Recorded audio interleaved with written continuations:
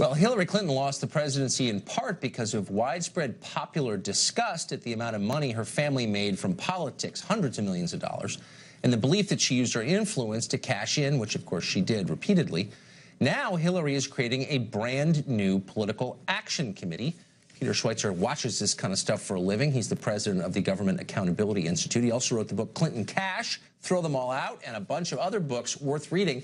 He says the Clinton business dealings, where they commingle business and politics, are far from over. They're corrupt, by the way, while Congress remains compromised as well, thanks to a report of insider trading. Peter Schweitzer joins us now to untangle this ugly web.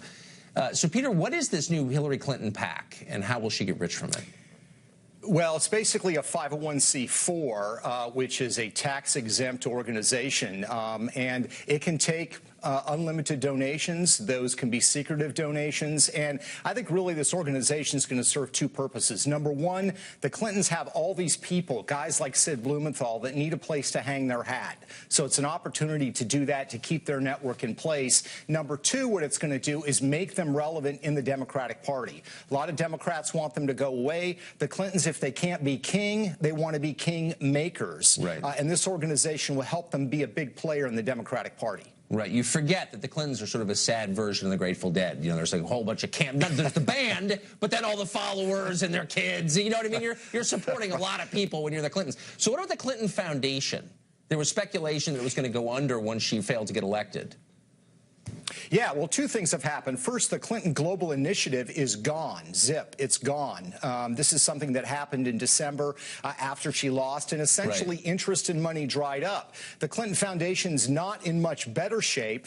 A lot of foreign governments that gave them millions of dollars, the government of Australia, for example, has announced after the election they're not giving them any more. The government of Norway has cut it back by some 87%. So they'll continue to limp along, but it's not going to nearly have the $250 million budget or so that it's had up until this point, because it was a pay-to-play system. And we know from the Podesta emails that when the Clintons did their own internal review of the Clinton Foundation, that's exactly what it was, that they were exchanging donations for favors. They can't really perform those favors anymore because they don't have any power or access to power. Wait, I'm confused. I thought the key to the Clinton Foundation was its own good works, and most of the children in the world would die were it not for the Clinton Foundation. You're saying the second they no longer have political power, people stop giving to this incredibly good institution? That's kind of weird. Yeah, no, that's exactly right. And I think they're going to have continued problems. I mean, my theory is one of the reasons that they talked about Hillary running for mayor of New York or Chelsea running for Congress is they need access to some formal power. They've basically had it since 1992, if you don't count being governor of Arkansas, and they don't have access to power anymore, and there's not a lot of reason for people to give them money.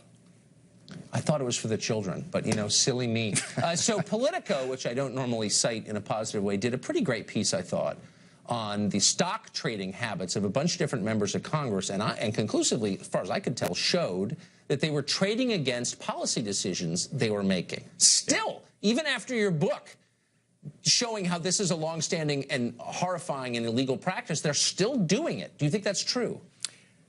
Yeah, no, that's exactly right. I mean, Throw Them All Out came out in 2011. 60 Minutes did a big blow-up on it. They passed the Stock Act, which makes it illegal to engage in insider trading by members of Congress or their staff. The problem is, Tucker, it's incredibly hard to prove, and also you're relying on federal officials and prosecutors to go after Congress, which, of course, funds those very prosecutors. So there's a very simple solution here, and that is the Speaker of the House, Paul Ryan, the Senate Majority Leader, can both decide that they're going to have new House rules and new Senate rules that simply say you cannot trade stock in a company that you have regulatory oversight on. If you're on the Senate Armed Services Committee, you cannot buy defense stock, etc. They don't have to pass a law. They can pass out House rules, and if you violate those rules, you can be kicked off the committee. And I think that would deter a lot of this behavior. It's just shocking that they don't have them already. Now, there are a bunch of people named. I'm not going to name any of them tonight. We've invited all of them on. I want to hear their side of it. But,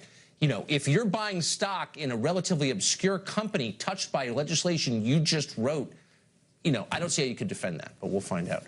Peter Schweitzer, thank you for the groundbreaking work you've done on this subject. Thank you, Tucker.